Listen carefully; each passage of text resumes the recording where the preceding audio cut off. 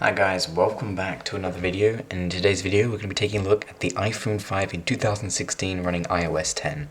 The iPhone 5 was initially released back in 2012 running iOS 6, and it has a gig of RAM and came in 16, 32 or 64 gigabytes of storage. I have a 16 and a 32 gigabyte version. I have two of these, which you'll see in a minute. But here is just an overview of what's on the phone. You can see there's a headphone jack, lightning connector, the new connector, not the old style 30 pin, and you've got volume controls and the mute switch obviously. And the iPhone 5 is made out of glass and aluminum, so it feels really nice and also gives it a nice look. The Space Gray version, or the Slate version as it's actually called, scratched up pretty easily, so if you are going to get one of these, I do recommend getting the silver version. As you can see here, there's a lot of marks on it. They're more noticeable on the Slate version. So yeah, like I said, you should get the silver edition. But I have both. I have Slate and silver here. But this is the Slate one I have. I'm actually filming on an iPhone 5, so if you're wondering what the camera quality is like, then well, you're watching it right now. So you can see here this is running iOS 10, which has all the new control center, the new lock screen and all that sort of stuff. It is a little bit slower than iOS 9, I could say, just a little bit, but not noticeably that different. As you can see, Safari's pretty snappy there. I can launch up Instagram here.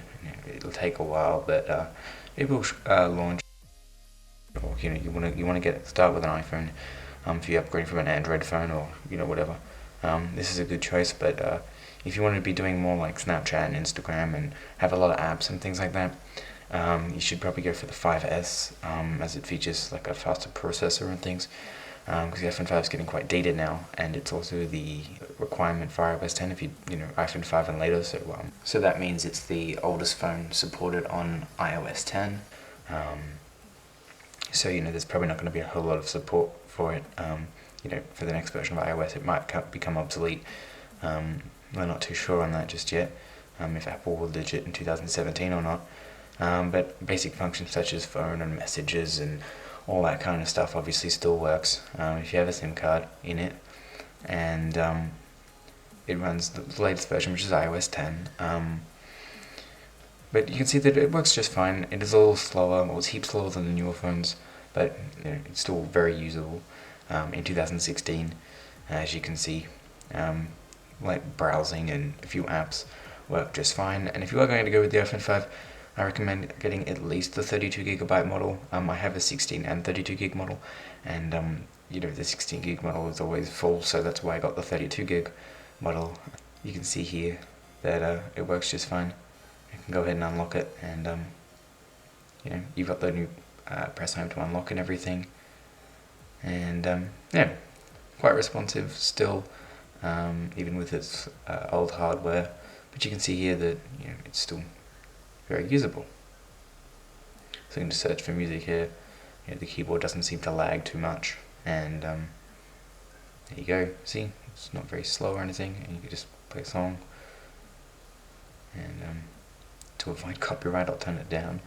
And you can see here there's a little bit of lag. I'm not sure if that's just like a glitch in the software, or the phone's just a little dated and lagging a bit. You can see there with the spotlight search that always lags, even on the newer phones. You can see messages here, works just fine. You can either iMessage or text message through there. You can also get to the camera, and if there's no need to test the camera quality, like I said, because I am recording on an iPhone 5 right here, my other iPhone 5. So this is the video quality right now. Here's the phone, works just like a normal phone does. Works just fine, no lag or anything there, and it's gonna fail. The iPhone 5 has the traditional home button, so no Touch ID. So if you have a passcode, you have to type that in instead of just putting your finger on there and unlocking it that way. That requires the iPhone 5S or later. Okay, I'm back, and I'm recording with an iPhone 4 now, and here's the other iPhone 5 I was just recording with. As you can see, it is a silver edition. This actually wasn't originally a space gray phone, but I put it into a silver housing. You can see here that they're pretty much identical, but obviously one's black and slate, and one's white and silver. You can see on the side here, the volume controls and everything are all the same, just in a different color. Same at the bottom here, same ports, same connectors, and SIM card tray is the same as well. I've got a space grey one and they're a slate version, because this was a slate phone, like I said, so the screen is black, but if you bought one of these brand new, it would come with a white display, so just note that. The silver iPhone 5 is running iOS 9.3.4, and on the right we have iOS 10.0.2. So we're going to be doing a quick little speed comparison, not an in-depth one at all, but just a basic startup test here, and see which one wins that.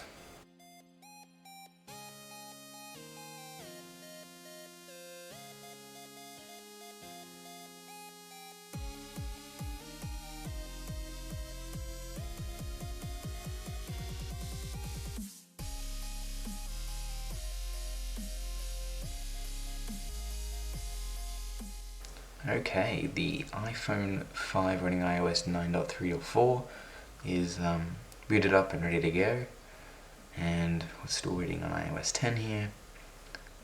As this is a very early version of iOS 10, the speed might improve over time there. I did enter my passcode, I just cut it out. So now they're both booted up. These are actually clones of each other. But I have changed things since I cloned them across, which probably about 2 months ago. So there's a lot similar there, but not everything is the same. As you can see there, the settings opened a lot quicker on iOS 9.